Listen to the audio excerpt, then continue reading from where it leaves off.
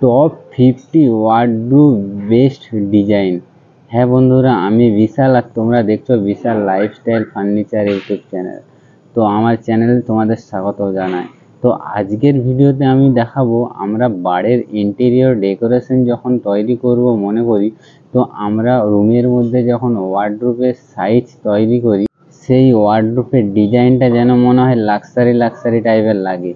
তো ডিজাইনটা এমনই আমাদের বানানো দরকার যে আমাদের পছন্দসই না হলে আমাদের ভালো লাগে না। তো এখানে আমি টপ 50 ওয়ার্ডরোব ডিজাইন দিয়েছি, যেখান থেকে তোমরা ওয়ার্ডরোব একটা ডিজাইন বেছে তুলে নিতে পারো তো তোমাদের পছন্দ মতো। তো বন্ধুরা, আমি তোমাদের বলবো ওয়ার্ডরোব তৈরি করার আগে তোমাদের বাড়ির যে জায়গা আছে সেই জায়গা হিসাবে মেজারমেন্ট কতটা আছে, তো সেই হিসাব অনুযায়ী তোমরা এখান থেকে ডিজাইনটা চয়েস করতে পারো। তো এখানে টপ 50 ডিজাইন দেওয়া আছে, যেটার মধ্যে wardrobe with dressing, wardrobe with study, wardrobe with TV cabinet, সব ধরনের ডিজাইন এখানে দেওয়া আছে। তো আমরা যখন বাড়ির ডেকোরেশন করব, আমাদের অনেক সময় মনে হয় যে আমরা একটা ছোট্ট দেখে ওয়ার্ডরোবের সাথে ড্রেসিং টেবিল কিংবা একটা ছোট্ট দেখে ওয়ার্ডরোবের সাথে টিভি ক্যাবিনেট হলে ভালো হয়।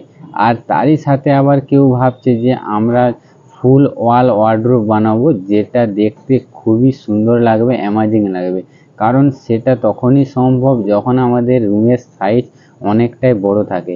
কারণ একটা রুমের মধ্যে যখন আমরা বড় সাইজের ওয়ার্ডরোব বানিয়ে নেব, তারপরে আমরা যখন বেড রাখবো প্লাস আমাদের টিভি ক্যাবিনেট প্লাস ড্রেসিং, সেখানে কিন্তু রুমের ভেতরের সাইজ জায়গা অনেকটাই কম হয়ে যায়।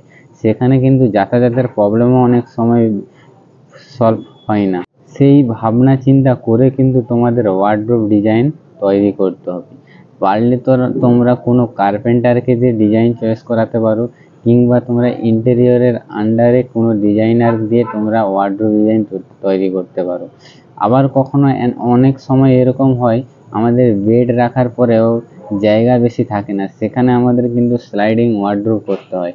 কারণ আমরা যদি পাল্লা ওপেনেবল পাল্লা করি, সেখানে কিন্তু পাল্লা খুলতে অসুবিধা হয়, কিংবা আমাদের যাতায়াতের অসুবিধা হয়, কিংবা বেডের সাইডে যাওয়া আসার জন্য অসুবিধা হয়। সেই জায়গায় কিন্তু আমরা স্লাইডিং ওয়ার্ডরোব করে থাকি।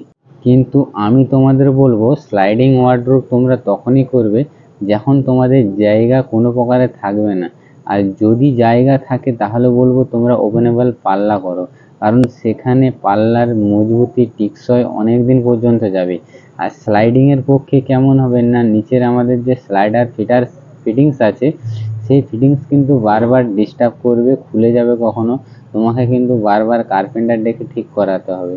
আর তোমাদের আমি এটা বলবো, তোমরা যখন ইন্টেরিয়র ডেকোরেশন কাজ করাবে, উইথ ম্যাটেরিয়ালের সাথে যদি কখনো কাজ করাও, প্রাইস 1600, 1700, 1800 টাকা মোটামুটি একটা কোয়ালিটির, মিডিয়াম কোয়ালিটির অল প্রোডাক্ট থাকবে।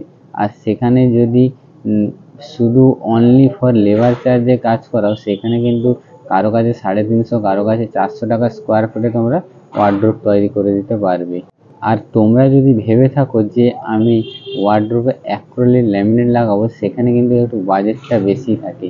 প্লাস তোমরা যদি ভাবো যে আমরা ওয়ার্ডরোবের আউটার ফিনিশ ভিনিয়ার করাবো, সাথে পলিশ করাবো, সেখানে কিন্তু বাজেট আরও অনেকটাই হয়ে যায়। তো ফ্রেন্ডস, এটাই বলবো যে ভিডিওটা তোমরা অনেক করে শেয়ার করে দিও, আর ভিডিওটা ভালো লেগে থাকলে একটা লাইক করে ছোট্ট করে একটা কমেন্ট করে দিও। তো দেখা হচ্ছে নেক্সট ভিডিওতে। আজকের মতো এই পর্যন্ত। জয় হিন্দ।